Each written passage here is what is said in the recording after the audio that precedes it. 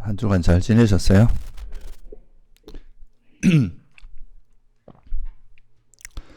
어, 오늘은 우리가 이제 그 생명을 가지고 있는 존재들이 살아가면서 가장 이제 누구나 다 겪는 일이 이제 생로병사의 그런 이제 과정이다. 이렇게 볼 수가 있는데요.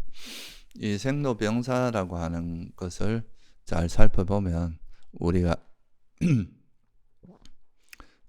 우리 삶 속에서 이제 누구나 경험하는 이런 이제 생로병사 속에서 우리가 그 어찌 보면 진리라는 것을 좀 발견할 수 있는 그런 아주 중요한 토대가 되고요. 또 이 생로병사라고 하는 이것이 사실 우리에게 어찌 보면은 스승의 역할을 하고 있는 거다. 이렇게도 볼 수 있거든요. 그래서 이제 그 부분에 대해서 오늘 좀 살펴볼. 그 중에서도 특히 이제 병과 죽음, 병들고 죽는 것, 이거에 대해서는 이런 이제 병이나 죽음이라는 이 과정을 통해서 인생이라는 것이 정말 무상하고 또 여기에는 우리가 이제 집착할 만한 것이 없다는 것을 느낄 수 있는 또 그 어떤 계기가 되기도 합니다. 그래서 이렇게 우리가 저승사자경이라고 맞지마니까에 보면은 있는데 그 저승사자경에 보면은 이제 사람이 죽으면 이제 염라대왕 앞에 간다고 이야기를 하죠. 이제 만약에 지옥에 가기 전에 이제 염라대왕한테 가는데 그때 이제 지옥에 들어가기 전에 이제 염라대왕 앞에 가서 이제 일종의 요즘으로 말하면 판사처럼 이제 뭔가 판단을 받는다는 이야기가 나오는데 그때 그런 이야기를 한다 그러죠. 너는 이제 지은 선업이 있느냐 그러면 없다 그러면 왜 그랬냐 하면 나는 누구도 나한테 가르쳐 준 사람이 없었다. 그래서 나는 선업을 못 지었으니까 내 잘못이 아니다. 이렇게 이제 항변을 하면 그때 이제 이 염라대왕이 그런 이야기를 한다 그래요. 세상에는 5명의 스승이 있다. 근데 왜 그런 스승의 말을 못 들었냐 이렇게 이야기를 한다 하죠. 그 5명의 스승이 뭐냐 하면은 바로 이제 생로병사 그 4가지 스승이 있고 또 하나는 이제 세상에서 이제 실제로 고통받는 뭐 고문을 당하거나 여기서 이제 경전에서는 고문을 비유로 들고 있는데요. 일종의 살아 있음으로써 이제 겪는 그런 고통들 그런 거를 이제 비유로서 들고 있습니다. 예를 들어서 이제 어떤 사람이 병이 들었어요. 그러면 이제 나는 지금 병이 안 들어도 다른 사람이 병든 걸 보면 내가 그 사람을 보면서 야 나도 역시 저 사람과 같이 병들기 마련이고 현재 내가 뭐 그런 병에서 완전히 벗어난 것도 아닌데 내가 그러면 이제 어떻게 이 병으로부터 완전히 벗어난 건 아니잖아요. 여러분이 몸을 가지고 있는 한은 병으로부터 벗어날 수 없잖아요. 그러니까 이제 그러면 나는 어떻게 살아야 될 것인가? 그러면 앞으로 나는 몸과 말과 마음으로 그러니까 신구의 삼업을 통해서 선업을 많이 지어야 되겠다. 선행을 많이 지어야 되겠다. 이렇게 왜 생각하지 않았느냐 이거죠. 그게 이제 병든 사람을 보면서 그 속에서 우리가 이제 알아낼 수 있는 진리, 그런 배울 수 있는 게 있었는데 왜 안 배웠냐 이거예요. 또 늙어가는 사람을 보면 나도 저렇게 늙을 수밖에 없고 또 언젠가 이제 늙어서 그럴 수밖에 없고 또 내가 아직은 늙음으로부터 완전히 벗어난 게 아니잖아요. 그렇다면은 내가 선업을 많이 짓고 수행을 열심히 해야 되겠다. 이렇게 왜 생각을 하느냐. 또 죽는 사람도 그렇고 또 태어나서 어린애가 몸도 못 가누고 막 똥오줌도 가리지 못하고 그런 것을 보면서 태어남이라는 것에 가지고 있는 문제점들 이런 걸 왜 보지 못했냐. 또 이 세상에 살면서 뭔가 죄를 지어 가지고 막 어떤 몽둥이로 맞기도 하고 째찍으로 맞기도 하고 또 뭐 몸에서 여러 가지 뭐 고통을 주는 그런 고문을 당하는 사람을 보면서 나도 이제 잘못된 행위를 했을 땐 저렇게 될 수도 있고 나는 그거로부터 완전히 벗어난 건 아닌데 이렇게 내가 방일하게 살아서 되겠느냐 이렇게 이제 생각을 하고 왜 그거로부터 이제 벗어나지 못했냐 이렇게 이제 이야기를 하면서 그런 걸 보면서 네가 정신 차리고 선업을 지었어야 되는 거 아니냐. 세상에 분명히 5명의 스승이 있었는데 네가 못 본 거다. 이렇게 이제 질책을 하면서 너는 네가 지은 악업에 대해서 네 스스로 받아야 된다 하면서 이제 그런 이제 자기 스스로 지은 업의 결과를 받는 뭐 이런 이야기가 나옵니다. 그래서 여기서 이제 우리가 이야기하고자 하는 그 메시지가 뭐냐 하면은 실제 우리가 이제 우리 삶 속에서 살아있는 생명체라면 필연적으로 겪을 수 있는 그런 것 속에서 분명히 우리가 뭔가 진리를 발견할 수 있고 그 속에서 뭔가 발심할 수 있는 기회가 있었음에도 불구하고 그런 걸 외면하고 나한테는 영원할 것처럼 나는 영원히 늙지 않을 것처럼 병들지 않을 것처럼 죽지 않을 것처럼 방일하게 살아가는 그런 거에 대해서 이제 질책을 하고 경책을 하는 거죠. 그래서 우리가 이제 그 부처님께서 이 세상을 이제 고라고 한 이유 중에 8가지 고의 형태를 이제 말씀을 하셨는데 그 중에 앞에 4가지가 생로병사죠. 그죠? 또 하나는 이제 또 나머지는 뭐 사랑하는 사람과 헤어지는 고통, 미워하는 사람과 만나는 고통, 또 원하는 걸 얻지 못하는 고통, 그리고 뭐 슬픔, 비탄, 탄식, 뭐 이런 절망, 허무 이런 것들 그런 것들을 이제 곧 괴로움이라고 보셨는데 그 중에서 이제 이 생로병사라고 하는 거는 살아있는 생명체라면 절대 벗어날 수 없고 부처님께서 출가하신 이제 이유도 생로병사의 그런 괴로움에서 완전히 벗어날 수 있는 길을 찾은 거잖아요.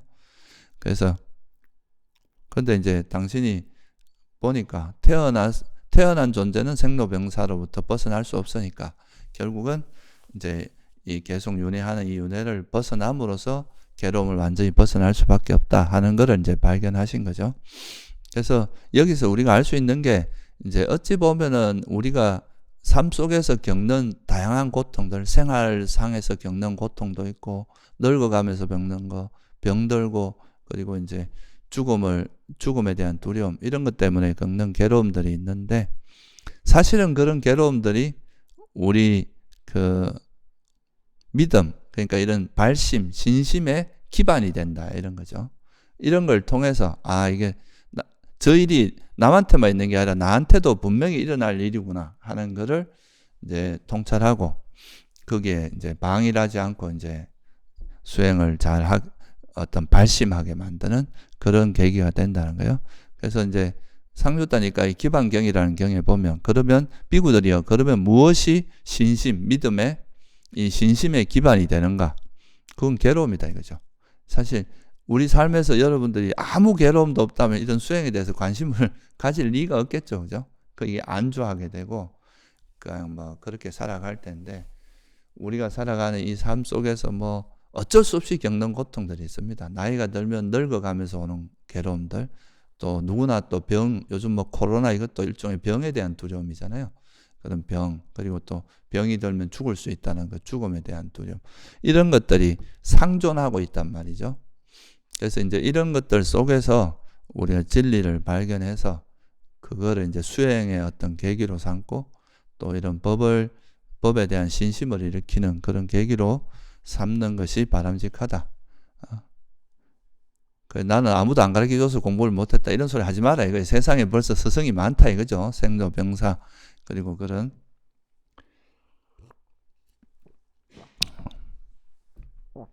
그 중에서도 특히 이제 이 병, 그러니까 우리가 이제 특히 이제 이 살아있는 생명체들이 겪는 가장 큰 괴로움들, 이제 현실적인 괴로움이 이제 병과 죽음 이거죠.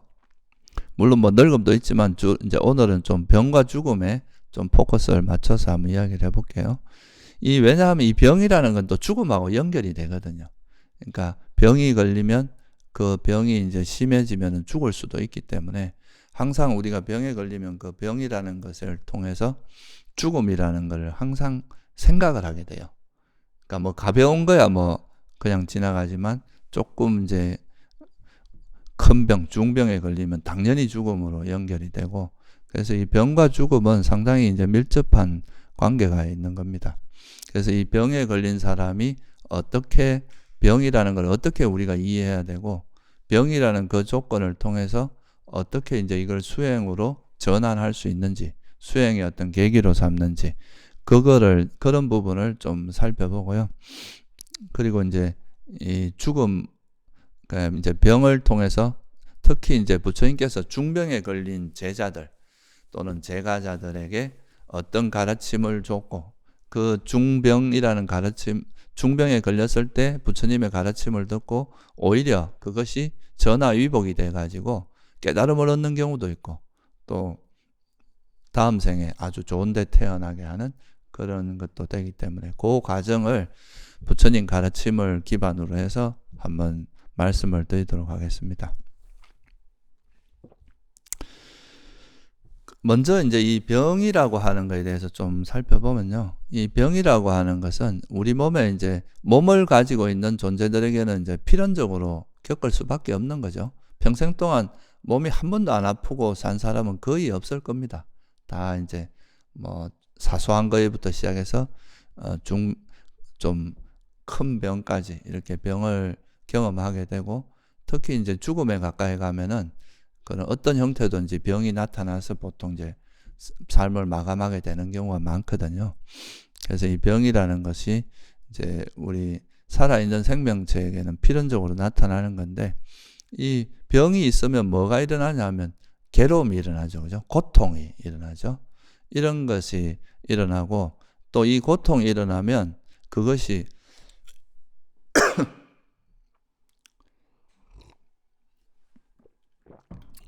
육체적으로 뭐 고통이 일어나는 건 어떻게 보면 자연스러운 반응인데, 그 고통을 또 사람들이 좋아합니까? 싫어합니까?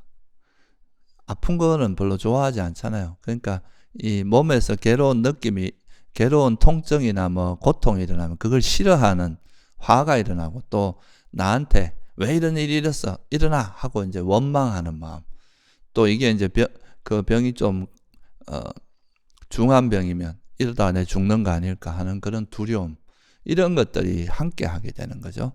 그래서 이제 이 병이라는 것이 잘못하면은 이제 사람의 마음을 이렇게 병들게 만들고, 오히려 그 병 자체는 육체적인 그런 문제인데, 이 병으로 인해서 이게 정신적인 그 괴로움, 고통으로 이어지면서 이게 이제 우울함, 이제 병이 심하면 내가 막 우울해지기도 하고, 그걸로 인해서 이제 두려움 같은 거에 휩싸이고, 이래서 그걸로 인해서 생기는 문제들이 더 많거든요.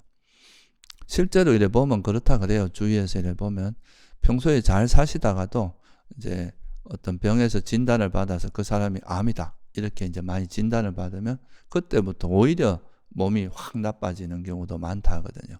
그게 왜냐하면 그게 이제 정신적으로 이렇게 타격을 받으면서, 몸이 아픈 거는 그냥 이제 몸이 아픈 건데, 그로 인해서 이게 두려움이나 뭐 이런 것들이 같이 하고, 불안감, 두려움 이런 게 같이 하다 보니까 이게 이제 정신적으로도 같이 병들게 만드는 그런 이제 문제가 생기는 거죠. 그래서 이 병이라는 것이 그 자체로는 사실 어찌 보면 되게 자연스러운 건데, 이 병으로 인해서 그게 화로 발전하고 우울함, 또 불안, 두려움 이런 걸로 이제 가는 것이 더 큰 문제다, 이렇게 볼 수 있습니다. 그래서 여러분들과 이제 수행을 하는 사람은 이 병을 통해서 일어나는 그런 괴로운 느낌들을 이게 이제 화로 발전하지 않도록 그거를 이렇게 좀 수행으로 마음을 잘 다스리는 이런 건 할 수 있거든요. 그러면 이 병도 빨리 낫고, 또 그 병으로 인한 고통도 훨씬 줄어들 수 있다 이거죠. 그래서 그런 식으로 이제, 그래서 이 병이라고 하는 것은 병으로 인해서 생기는 고통은 그냥 단지 불교적으로 보면 괴로운 느낌일 뿐이다.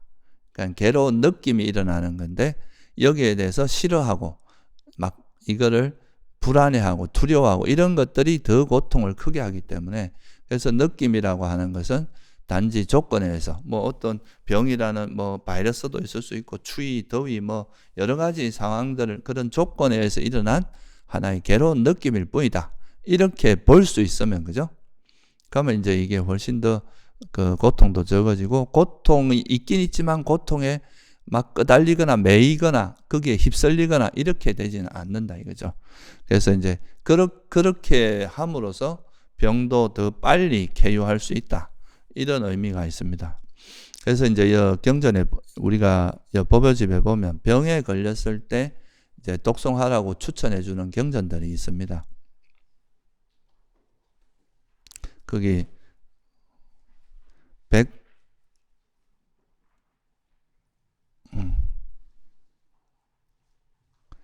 92페이지에 보면은 이제 이게 페이지 수로 보면은 이제 84부터 한 103페이지까지 걸쳐 있는데 그 중에서 이제 여기서 이제 그 병이라는 것에 대해서 부처님께서 뭐라고 법문을 하시느냐 하면 나꿀라삐따라는 이제 장자가 있었어요. 제가자인데 이분이 되게 이제 병에 걸려가지고 나이가 들고 이러니까 이제 나이 들면 제일 많이 하는 게 병원 들락거리는 거잖아요. 그죠? 병원을 막 수시로 들락거리게 되는데 그러니까 이제 끊임없이 병고에 시달립니다. 이럴 때 이제 나한테 좀 가르쳐 주시오. 어떻게 해야 되는지 가르쳐 달라고 하니까 그때 이제 부처님께서 간략하게 이렇게만 말합니다. 그러니까 이제 항상 이렇게 관찰해라. 나의 몸은 병들었지만 나의 마음은 병들지 않을 것이다. 이렇게 이제 자기 자신을 보라고 말씀을 하는데 이 말만 갖고는 이해하기가 좀 힘드니까 이분이 어디로 가냐면 이제 보통 부처님께서 간단하게 이야기하면 그 밑에 이제 사리불존자가 싹 풀어서 이야기해 주거든요. 그래서 이제 여기도 부처님께서는 그냥 나의 몸은 병들었지만 몸이 병드는 건 어쩔 수 없지만 나의 마음은 병들지 않을 것이다. 이렇게 보라고 이제 말씀을 하신 거예요. 그러니까 이제 사리불존자한테 만나가지고 이제 이분이 이제 이 말을 듣고 기분이 좋아가 있으니까 사리불존자 이를 보니까 얼굴이 막 밝고 이러니까 너 어떻게 이렇게 밝으냐? 부처님께 법문 들었냐? 그래 맞다 그러면서 이 말을 해주니까 근데 그러면 어떻게 하는 게 마음은 병든 거고 몸은 병들지 않은 것이냐? 이걸 왜 구체적으로 물어보지 않았냐? 이렇게 이야기를 하는 거죠. 그러니까 이제 그 나꿀라삐따 장자라는 분이 그러면 그거를 당신께서 좀 설명을 해달라. 이래가지고 나온 경전이 이 경전입니다. 그래서 이제 몸은 병들었지만 몸도 병들고 마음도 병들고 이게 어떤 거냐? 거기에 대해서는 이제 뭐라고 하냐면 이 몸을 예를 들면 이제 이 몸을 나라고 생각하고 보통 우리가 이제 이런 괴로움이 일어나는 그 원천에는 보면 다 뭐냐 하면 이 몸이라는 걸 나라고 동일시하는 거에 있어요. 몸을 나라고 생각하는 거. 이 몸이 나라고 생각하고 그러니까 이 몸이 죽으면 나라는 게 없어질까 두려워하고 그러고 또 이 몸이 어찌 보면 이 몸도 물질이니까 외부의 어떤 조건의 변화에 따라서 몸이 병드는 게 어찌 보면 당연한 거고 영원히 건강할 수는 없잖아요. 그런데 이제 이 병든 것을 영원할 거라고 착각하는 거. 마치 내 것이라고 착각하고 그리고 이 몸이라고 하는 것이 행복이라고 생각하는 이런 것들이 이제 문제가 되는 거죠. 그렇게 되는 걸 부처님께서 뭐라고 하냐면 마음도 병든 거다 이렇게 표현하는 겁니다. 그래서 여러분들이 한번 경전 구절을 한번 같이 95페이지 보면은 거기 나옵니다. 95페이지 제일 밑에 단락을 한번 보세요. 그걸 같이 한번 읽어봅시다. 장자여, 그러면 어떤 것이 몸도 병들고 마음도 병든 것입니까? 장자여, 여기 배우지 못한 범부는 성스러운 법에 인도되지 못하고 참된 사람들을 친견하지 못하고 참된 사람의 법에 능숙하지 못하여 물질을 자아라고 관찰하고 물질을 가진 것을 자아라고 관찰하고 물질이 자아 안에 있다고 관찰하고 물질 안에 자아가 있다고 관찰합니다. 그는 나는 물질이다. 물질은 내 것이다. 라고 사로잡힙니다. 그러나 이처럼 나는 물질이다. 물질은 내 것이다. 라고 사로잡힌 자의 물질은 변하고 다른 상태로 되어가기 때문에 그에게는 근심, 탄식, 육체적 고통, 정신적 고통, 절망이 일어납니다. 여기까지만 읽을게요. 나머지는 똑같은 패턴으로 가는 겁니다. 우리가 보통 이제 나라고 생각하는 거에 제일 기본이 뭐냐 하면 이 몸과 느낌, 이제 다섯 무덕이라고 하잖아요. 몸과 이 몸을 나라고 생각하는 게 제일 일반적이고, 그 다음 정신적인 거, 이 정신적인 걸 나라고 생각하는 느낌, 인식, 형성, 심리 현상이나 우리 의식, 이걸 나라고 생각하는 이렇게 있는데, 요 병에 대해서 이야기하는 거니까 우선에 몸에 대해서 좀 집중적으로 말씀을 드릴게요. 그러니까 이 몸이라는 것을 뭐라고 생각하냐 하면은 사람들이 이 몸을 나라고 받아들이는 거예요. 그러니까 몸을 나라고 하기도 하고, 몸 안에 나가 숨어 있다고 보기도 하고, 내 안에 몸이 있다고 생각하기도 하고, 이 자아가 나를 가지고 있다, 이렇게 보기도 하는, 하여튼 이제 이 몸을 나와 동일시하는 이런 게 있는데, 그러면서 이제 뭐라고 생각하냐, 이 몸이 이제 나라고 생각하면서 이게 영원하고 행복이고 내 것이라고 이렇게 딱 쥐고 있는 거예요. 이걸 나라고 딱 붙들고 있는 거죠. 그런데 현실은 어떻습니까? 이 몸을 나라고 생각하지만 현실적으로는 몸이 어때요? 이 몸은 이제 물질의 영향을 받기 때문에 나이가 들면 점점 변해가잖아요. 변하고 처음에는 이렇게 건강하고 이런 몸이 나중에는 막 병도 들고 늙어가고 또 이렇게 점점 노쇠해가고 얼굴도 이제 저 피부도 이렇게 쭈글해지고 나중에 머리도 휘어지고 기력도 없어지고 이렇게 변해가잖아요. 근데 이제 어리석은 사람들이 이거를 이제 영원한 것처럼 마치 나라는 게 있어가지고 이 나라는 건 영원히 변치 않는 걸로 착각하고 집착하고 있다 이거예요. 그러니까 근데 현실은 사라지니까 그러니까 어떻게 뭐가 일어난다는 거예요. 이게 왜 사라져 하고 근심, 탄식, 육체적 고통, 정신적 고통, 절망 이런 이제 마음들이 발생한다는 거죠. 근데 그러니까 이거는 이제 몸도 병들었지만 몸도 병들고 마음도 같이 병든 상태다 이거예요. 막 근심, 탄식 이런 게 있으면 마음도 막 어지럽고 얼마나 고통스러워요. 그죠? 근데 그 반대로 이제 지혜로운 사람은 이걸 어떻게 하느냐 이거죠. 그러면 뭐라고 나오냐 하면, 그러면 몸은 병들었지만 마음이 병들지 않은 것은 어떤 것이냐. 그거에 대해서 98페이지 한번 펴보세요.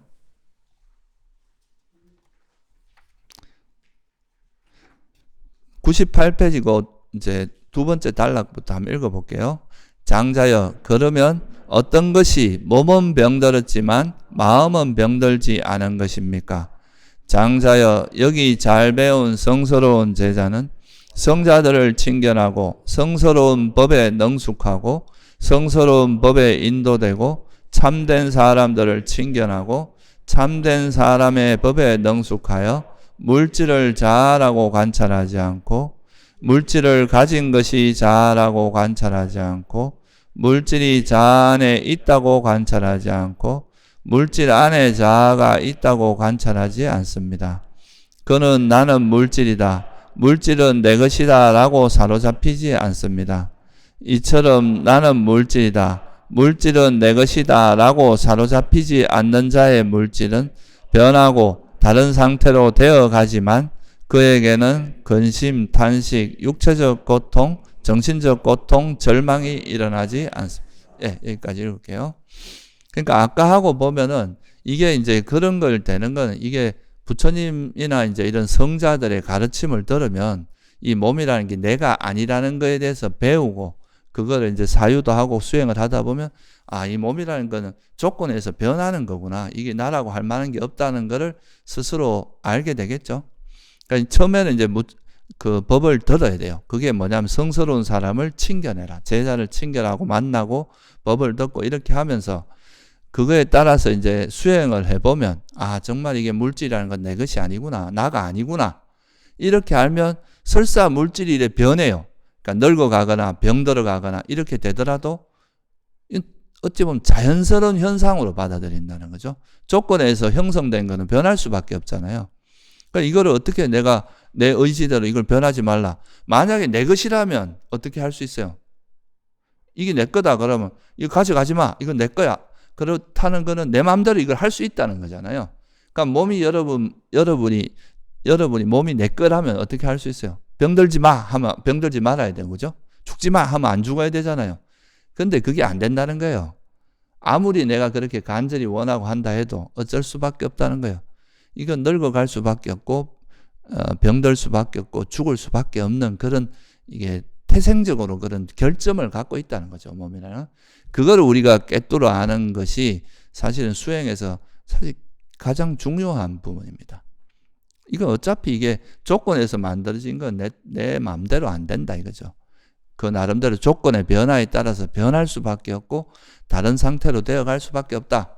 그거를 이제 이해한 사람들은 몸은 어쩔 수 없이 뭐 어떤 이 물질의 섭리에, 물질의 그 변화에 따라갈 수밖에 없지만 우리 마음은 병들지 않는 거죠. 그러니까 근심이나 탄식, 절망, 우울함, 불안, 두려움 이런 건 없다 이거예요.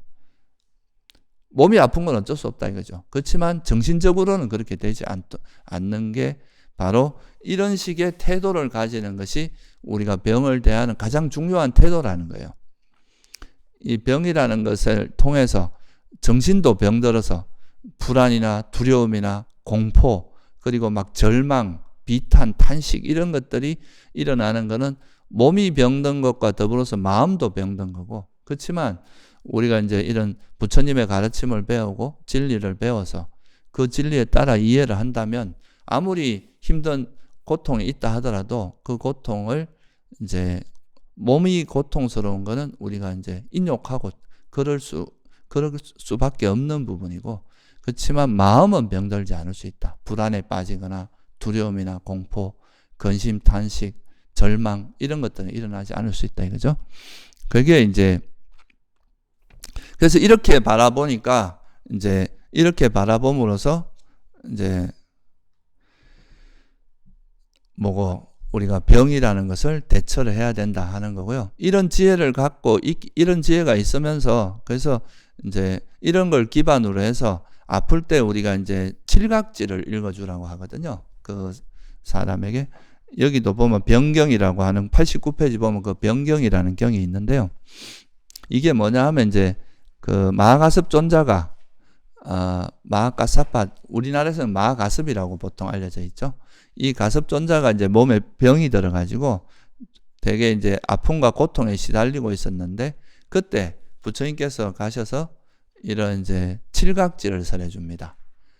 이 칠각지를 통하면 우리가 이 몸에 대해서 그런 애착이나 이런 게 버려지고 그죠? 또 그걸 들으면서 몸에서 우리가 이런 칠각지를 들으면서 우리가 막 환희심이 일어나고 그죠?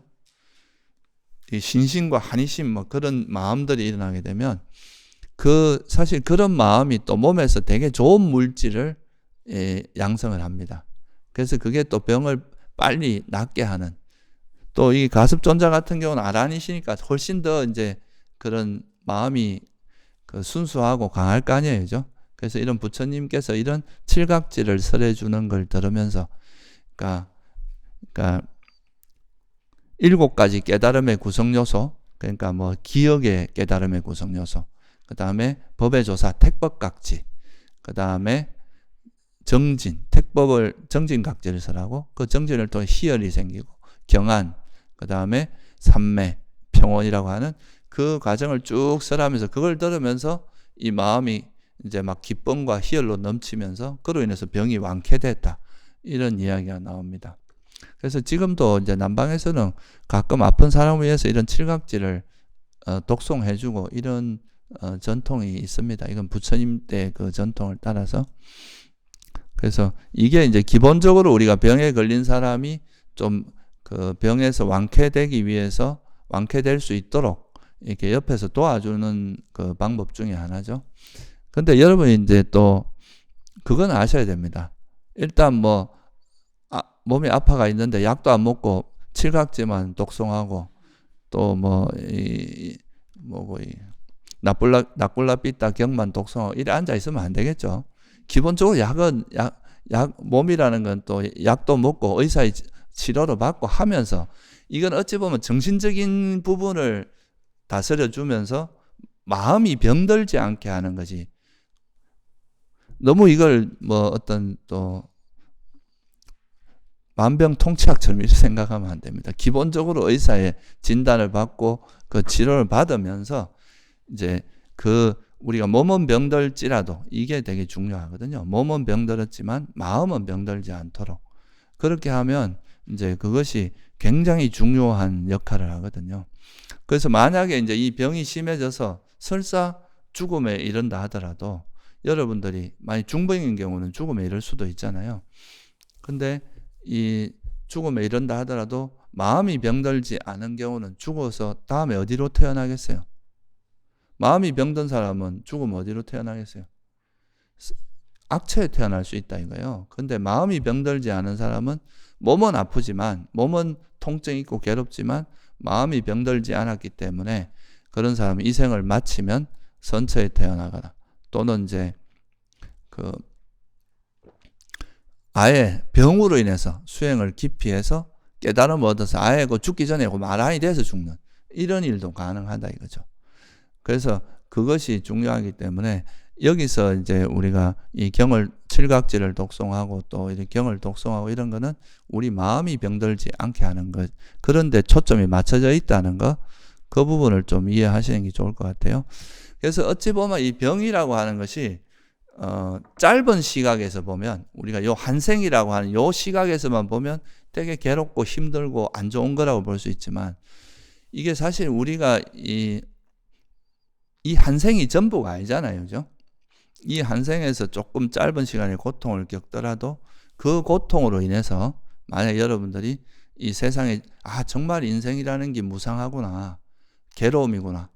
본질적으로 이 삶의 진리를 꿰뚫어서 그걸로 인해서 큰 지혜가 생기고 그걸로 인해서 뭐 심지어는 깨달음에 이를 수 있다면 이거는 훨씬 더 큰 이익이 있는 거죠.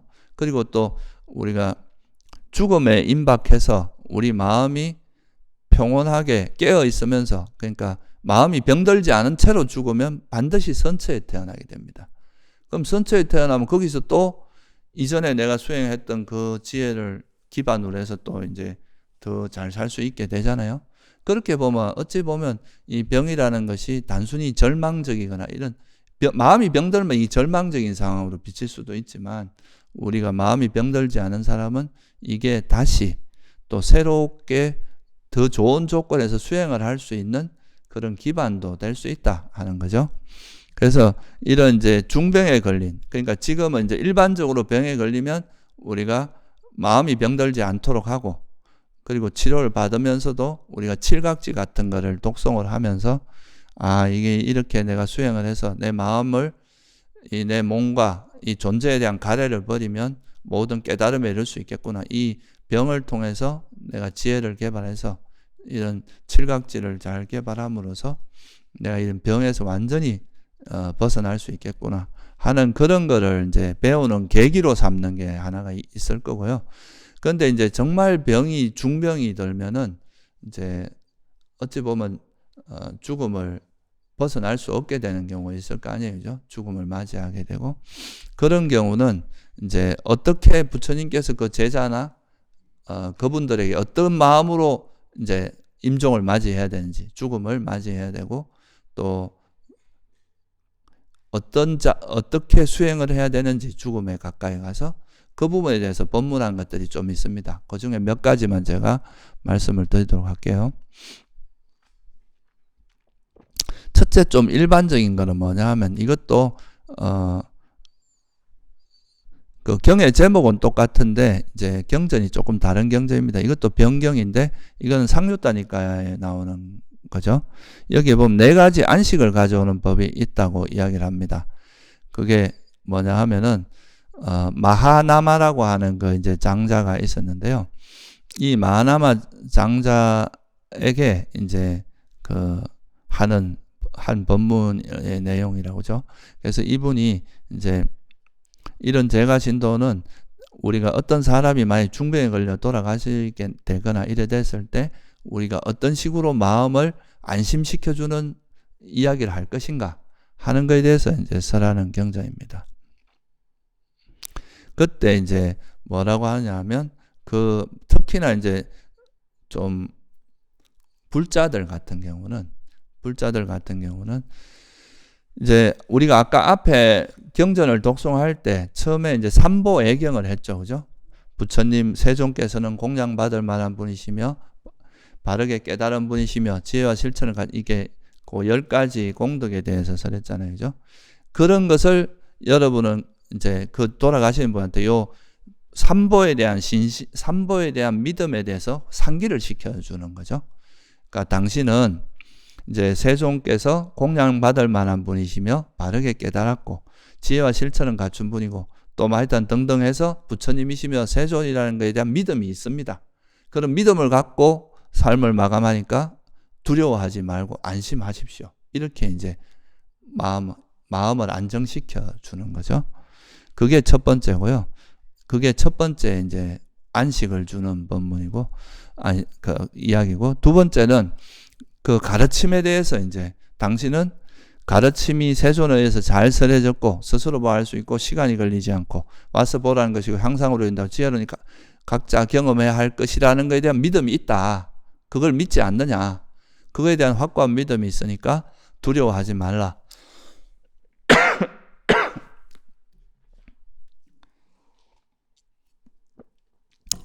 안심해라.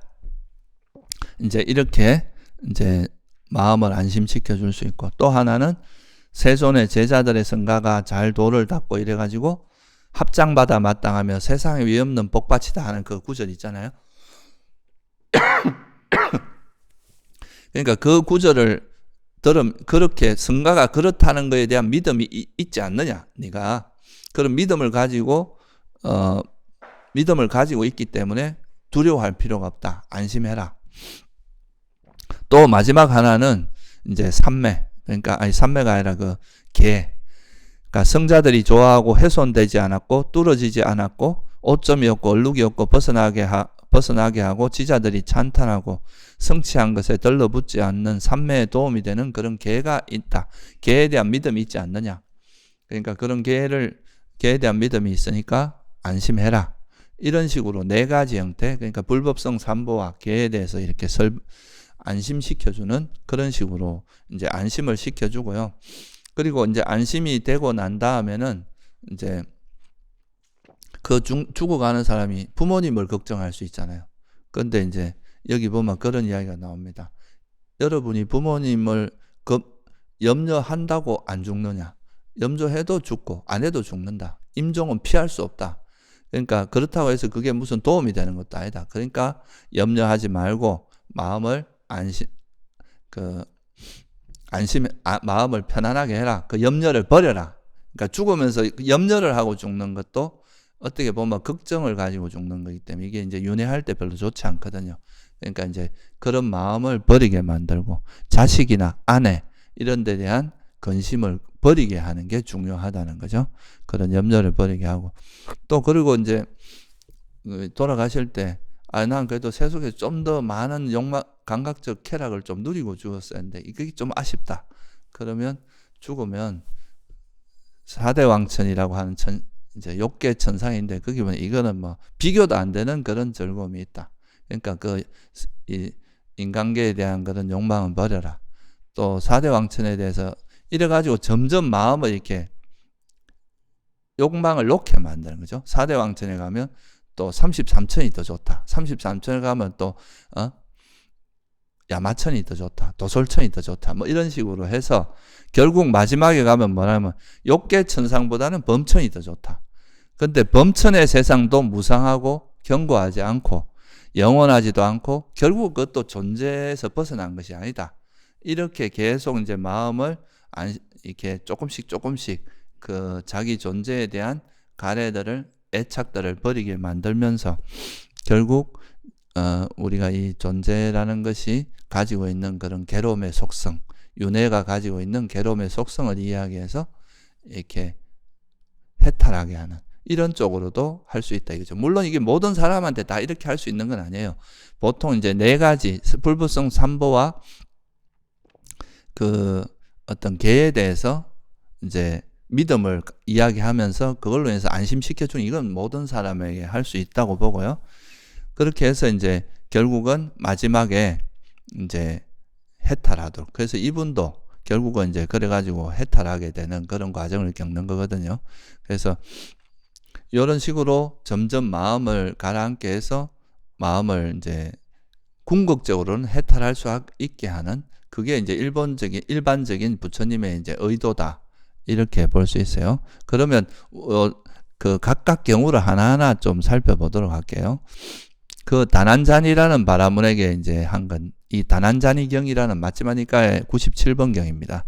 거기에 나오는 건데 이 사리부타 존자께서 이제 이 다난잔이라는 바라문이 이제 죽을 때 돼서 그 이제 보통 그런 게 나옵니다. 사람이 죽을 때 되면 자기가 이제 좀 잘 알던 스님을 초청해서 마지막으로 법문을 듣는 거죠.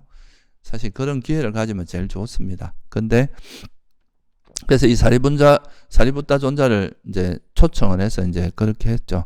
그러니까 이때 이제 사리불 존자가 넌 지옥에 태어나고 싶으냐, 축생에 태어나고 싶으냐 이렇게 물어요. 그럼 지옥보단 축생이 낫잖아요.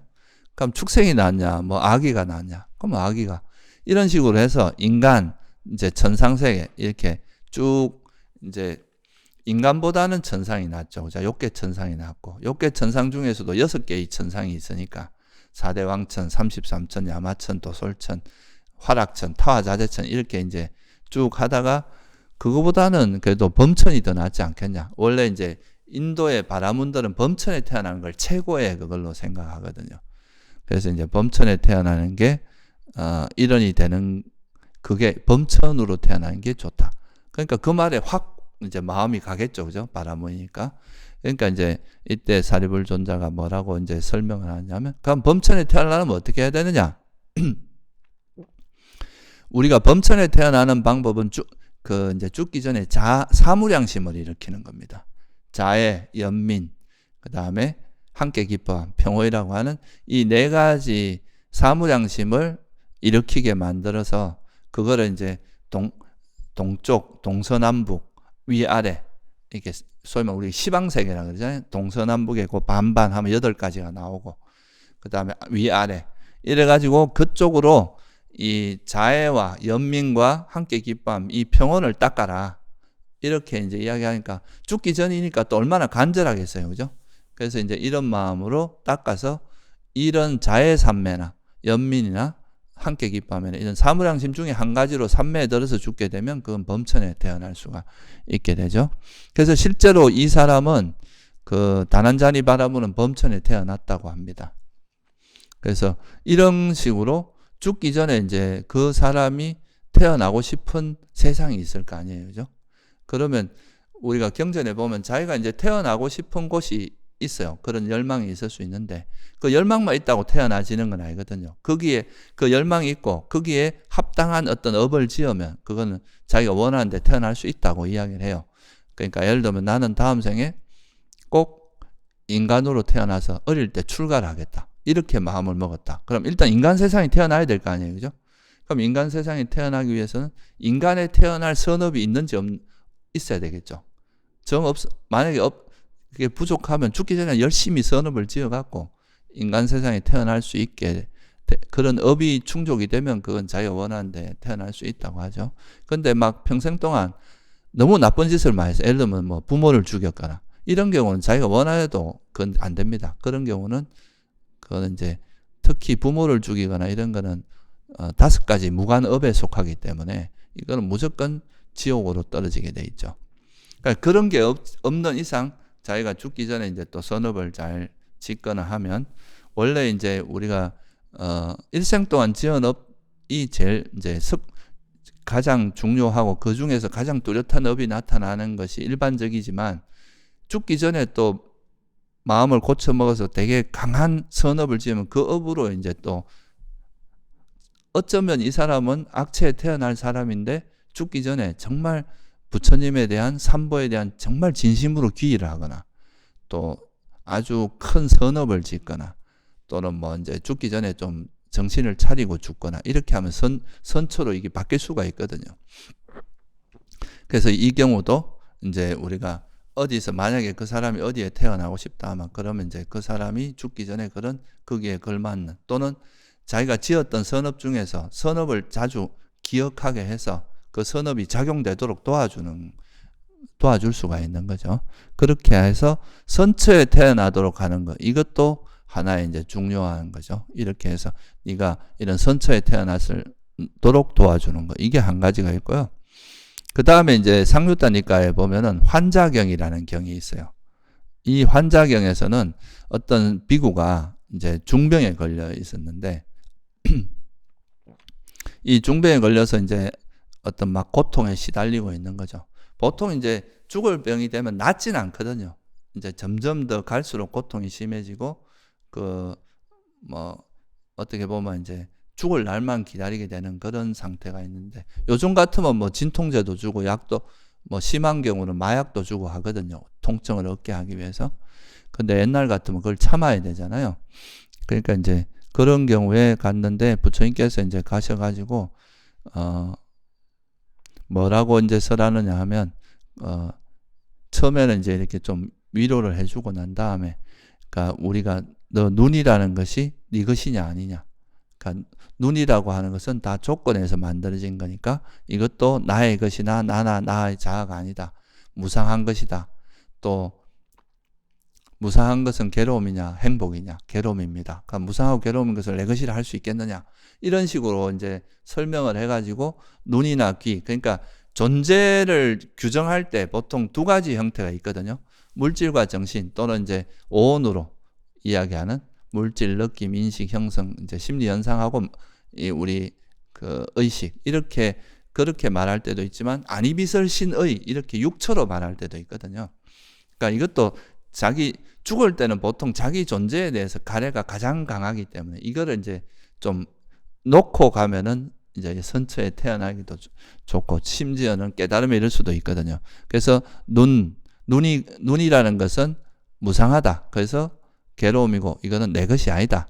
귀는 무상하냐 영원하냐 이런 식으로 계속 질문해서 눈, 귀, 코, 혀, 몸 그리고 우리 마음 이 6가지 육처라고 하는 것이 나 무상하고 괴로움이고 나의 것도 아니고 나라고 할 것도 없고 나의 자아도 아니다. 이거를 이제 설하시고 나서 그렇기 때문에 우리가 이제 육처에 대해서 멀리 해야 된다. 집착을 멀리 해야 되고 그러므로서 애착을 버리면 해탈할 수 있다.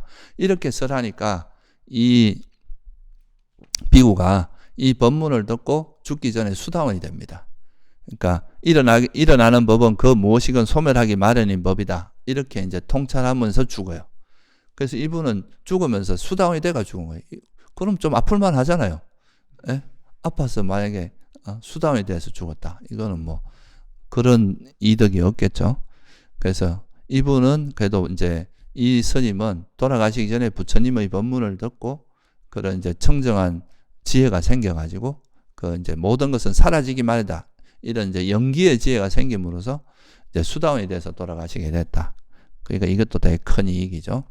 그 다음에 이제 아나타 핀티카라는 분이 계셨는데 누군지 아시죠? 기원정사. 우리가 이 제타와나를 보시하신 분이 아나타 핀티카 장자입니다.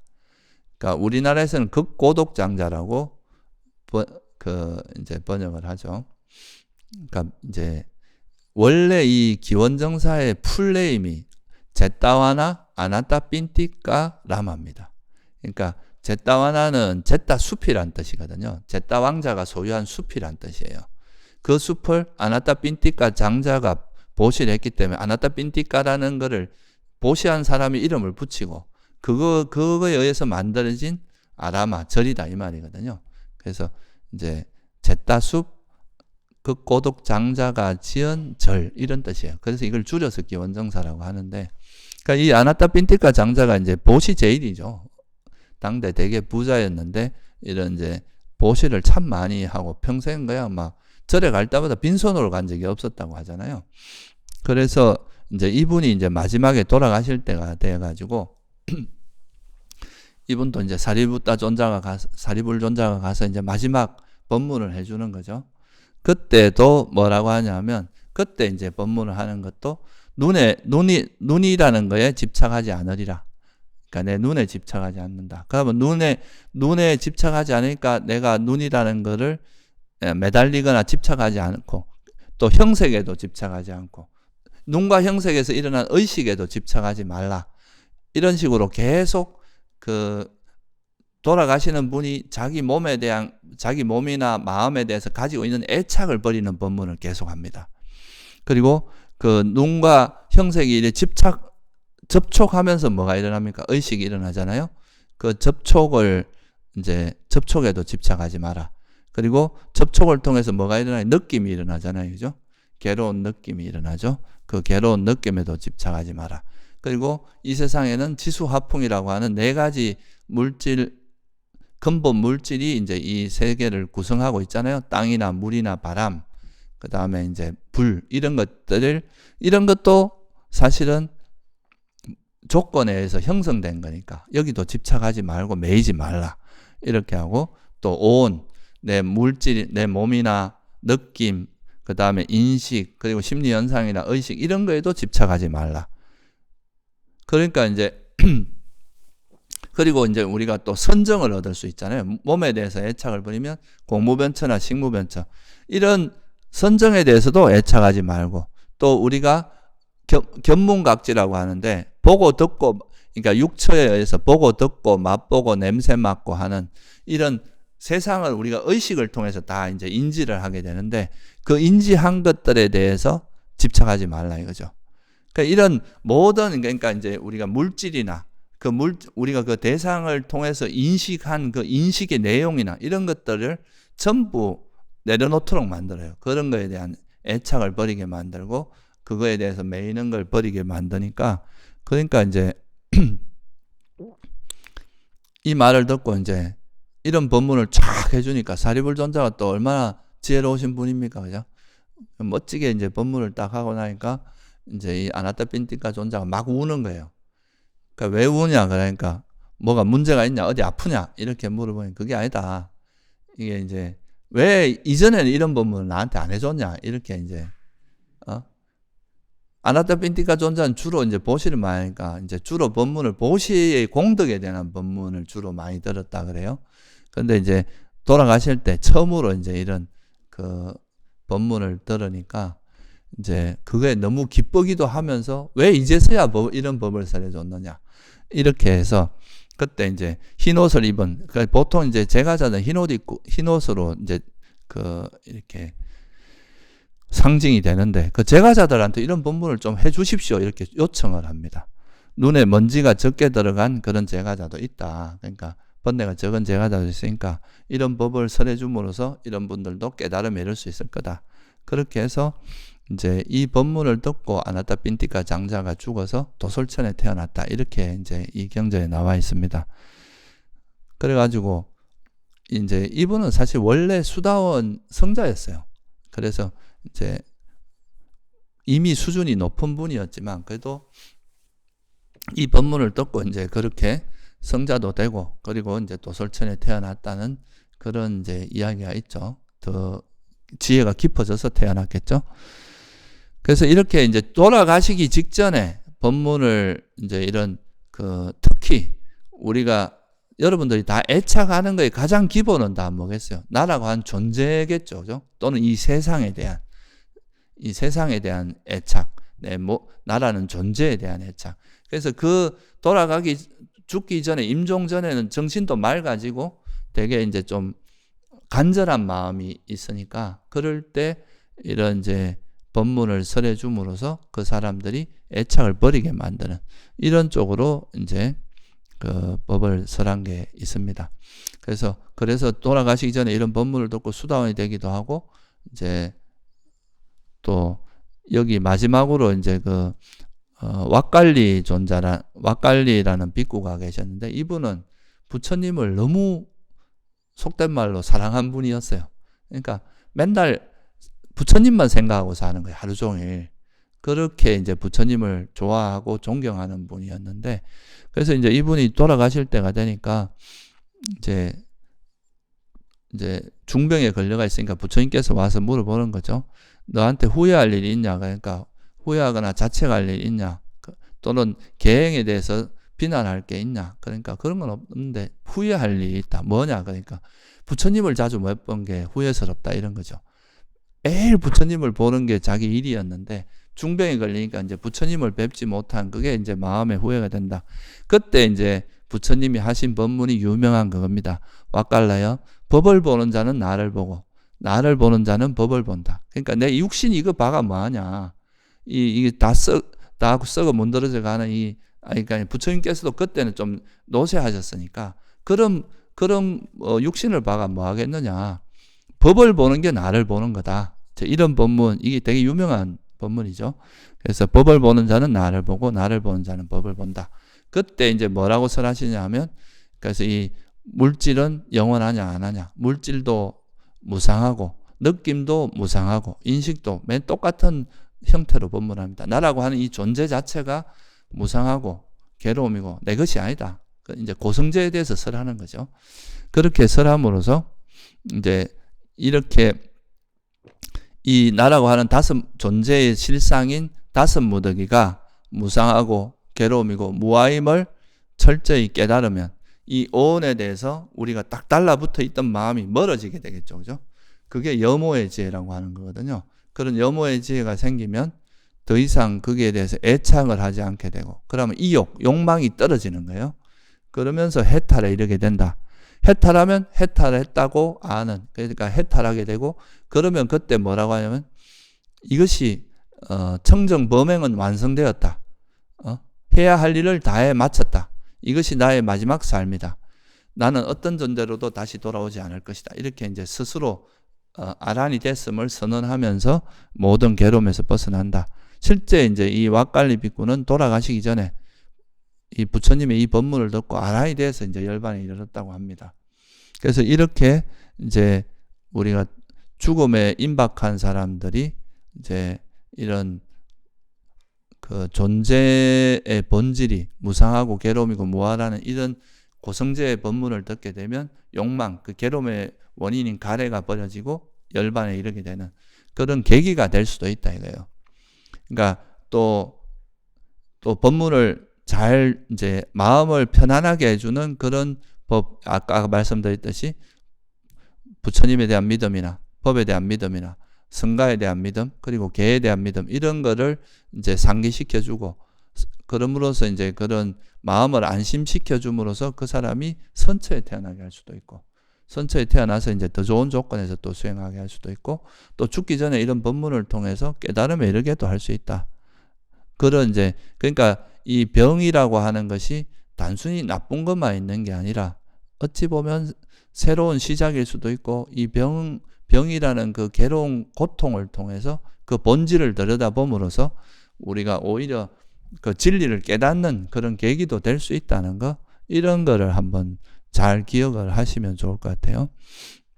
그래서 이거를 보면서, 이걸 이제 본인 이제 그 실제 그 중환자한테 하는 이야기인데, 그러면 그 이런 중환자가 있는, 만약에 가족 중이나 가까운 지인 중이나 이제 이런 중환자가 있을 때, 또 그 가족들도 그 중환자를 볼 때 그 마음이 또 괴로울 거 아니에요. 그죠? 근데 사실 우리가 해줄 수 있는 부분이 있고 할 수 없는 부분이 있거든요. 내가 내 스스로의 병도, 내 몸도 내 마음대로 안 되잖아요. 그죠? 그러니까 뭐 아픈 사람의 몸도 우리가 그 병을 없애주거나 이렇게 할 수는 없겠죠. 그건 의사가 할 수 있는 범위 내에서 할 수 있는 거고. 그렇지만 이제 아까 말씀드린 이런 걸 통해서 그 사람을 마음을 안심시켜줘서 죽기 전에 이제 그 마음 상태가 다음에 윤회할 때 굉장히 중요하거든요. 그게 이제 결정적인 역할을 하기 때문에 죽기 전에 불안하거나 그런 어떤 두려움이나 화라든가 이런 거에 휩싸여서 죽게 하면은 그건 악처에 태어날 수도 있어요. 그러니까 마음을 안심시켜주고 편안하게 해주고 그런 역할을 해주는 게 사실은 더 중요합니다. 그리고 그걸 내가 아무것도 못했다, 왜 해주고 싶은 걸 못했다, 이 자체가 할 필요 없다 이거죠. 왜냐하면 이거는 이 세상에 있는 모든 걸 내 마음대로 할 수가 없어요. 이건 조건에서 일어나는 거는. 그러니까 본인도 마음대로 할 수 없지만 옆에 있는 가족도 내 마음대로 할 수 없다는 그 무아의 지혜를 이해하고 거기에 대해서 너무 괴로워할 필요는 없다는 거죠. 오히려 그 병에 걸린 사람이 편안한 죽음을 행복하게 편안하게 죽음을 맞이할 수 있도록 도와주는 거, 그게 훨씬 실질적으로 도움이 된다 이거예요. 우는 거는 제일 쉬운 일입니다. 울고 슬퍼하는 거는. 그렇지만 그걸로 인해서 그 어떤 환자가 오히려 같이 슬퍼하고 이렇게 되면 오히려 마음만 어지러워지니까 오히려 마음을 좀 편안하게 안심시켜주는 것이 중요하다. 그래서 그 안심시켜주는 방법이 아까 말씀드렸듯이 이제 이게 또 이 생이 끝이 아니라 다시 연결된다는 거. 다시 태어나서 또 새로운 삶이 시작되는 이런 거를 좀 알려주고, 그래서 마음을 편안히 해서 죽으면 선처에 태어나서 또 새롭게 수행하고 더 좋은 삶을 살 수 있다는 그런 거를 알려주는 것도 되게 중요하고요. 그래서 이제 또 만약에 후회하거나 또 자기가 뭐 잘못한 게 있으면 죽기 전에 또 진심으로 참회하게 도와주는 것도, 그렇게 한번 마음을 털어내는 것도 또 이제 다음에 또 태어나는 데 있어서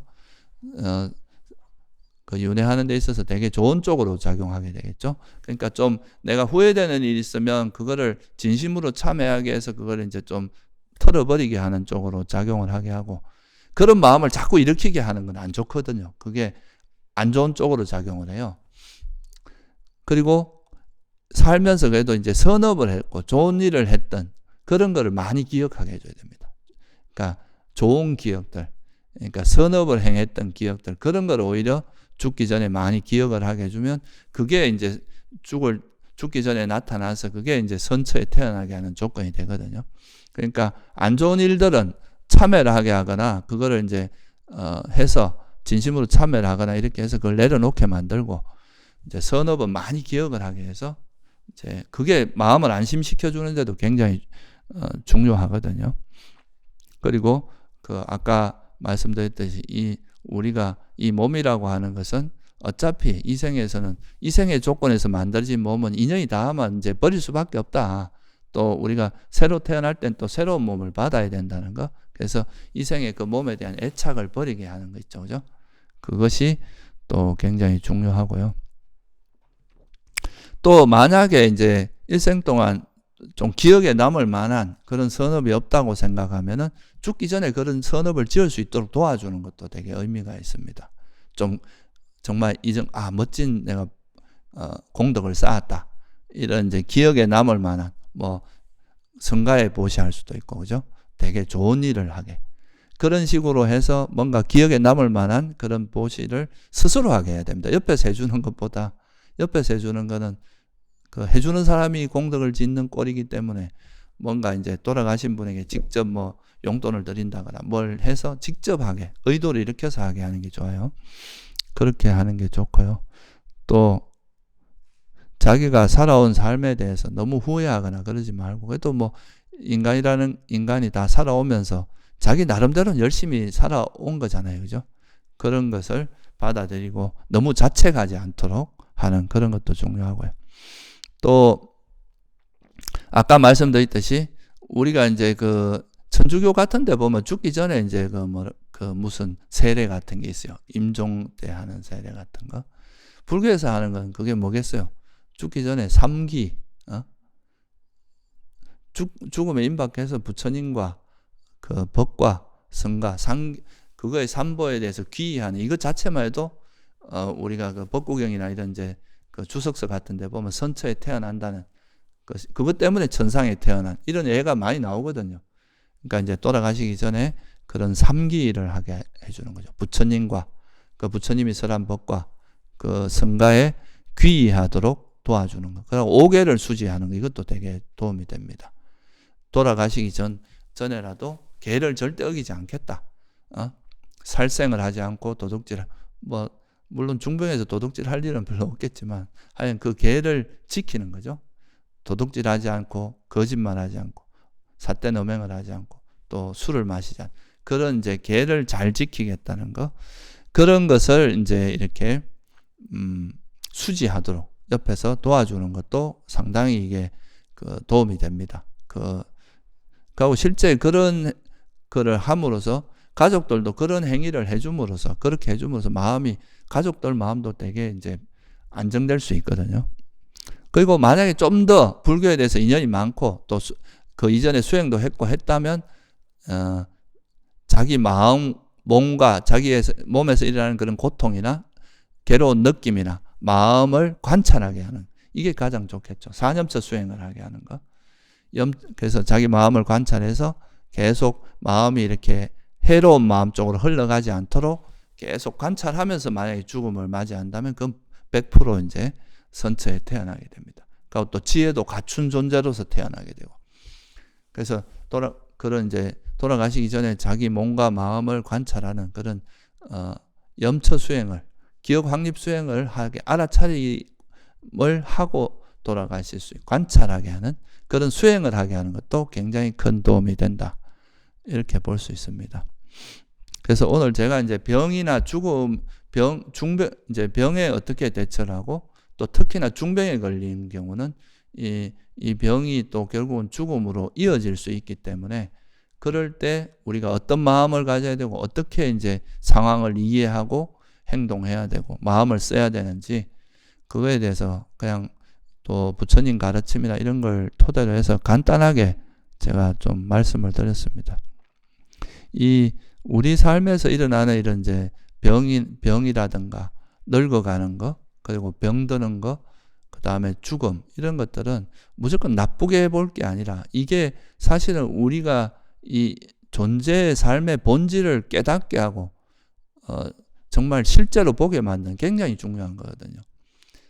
실제 우리가 뭐 이 세상은 다 무상해, 공이야, 아무것도 없어, 괴로움은 없어 이렇게 막 떠들어대지만 실제 자기가 그런 큰 중병에 걸렸을 때 그런 마음을 가지기는 정말 쉽지가 않거든요.